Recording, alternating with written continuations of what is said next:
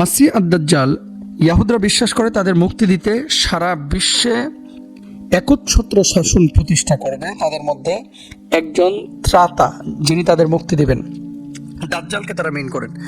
যখন না কয়েক হাজার বছর আগে ধ্বংস হয়ে যাওয়া সুলাইমানি মন্দির পুনরায় তৈরি করা হচ্ছে, ততক্ষণ সেই ত্রাতা আবির্ভূত হবেন না। তার মানে এই স্থানে যতক্ষণ পর্যন্ত থার্ড টেম্পল নির্মাণ করা না হবে, ততক্ষণ পর্যন্ত তাদের সেই দাজ্জাল ত্রাতা তিনি পৃথিবীতে আগমন। তাওরাতের নির্দেশনা অনুযায়ী মন্দিরের জন্য তামার জলপাত্র, কপার লিভার, 24 ক্যারেট সোনা দিয়ে বানানো 45 কেজি ওজনের আলোকদানি সহ নানা ধরনের আসবাবপত্র ইতিমধ্যে তারা কিন্তু তৈরি করে রেখেছে।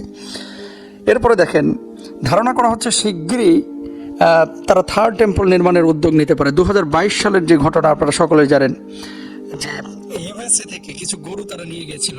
15 সেপ্টেম্বর যুক্তরাষ্ট্রের টেক্সাস থেকে আমেরিকান এয়ারলাইন্সের বোয়িং 777 মডেলের একটি বিমানে করে তাদের দেশে 5টি লাল গরু আনা হয়। গরুগুলো আমদানি করা হয়েছে বনে ইসরায়েল, আমদানি করেছে আর কি বনে ইসরায়েল, ওই যে সংগঠনটির কথা বললাম। এখন সাংবাদিক একজন ইয়োনন মগাল তার এক্স হ্যান্ডেলে একটা ছবি পোস্ট করেন, সেখানে একটি লাল গরু নিয়ে ধর্মীয় আচার পালন করছে ইয়াহুদি নেতা। ধারণা করা হচ্ছে শিলুর 5টি লাল গরুর মধ্যে এইটা একটি। অবশ্য এরপরে একত্রে 4টি লাল গরু দেখা গেছে। বার ইলান বিশ্ববিদ্যালয়ের একজন অধ্যাপকের গবেষণা মতে এই গরুর ছাই দিয়ে 660 বিলিয়ন শুদ্ধিকরণ পানি তৈরি করা যেতে পারে।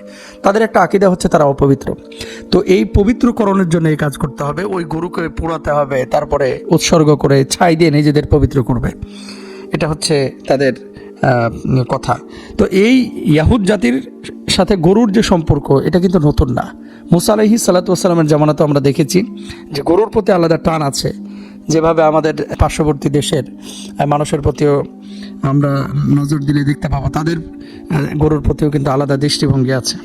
আচ্ছা, এরপর আসেন আরাক পণ্ডিতের ভাষায় তারা বলছে, আমরা হাইকলের নির্ধারিত জায়গার সামনে পূর্বমুখী করে গাভী জ্বালাবো। এই কাজে বিভিন্ন বৃক্ষের কাঠ ব্যবহৃত হবে। তারপর ছাইকে পানি সরবরাহের মতো পাইপ লাইনের সহায়তায় প্রতিটি ইয়াহুদের ঘরে ঘরে আমরা পৌঁছে দেব।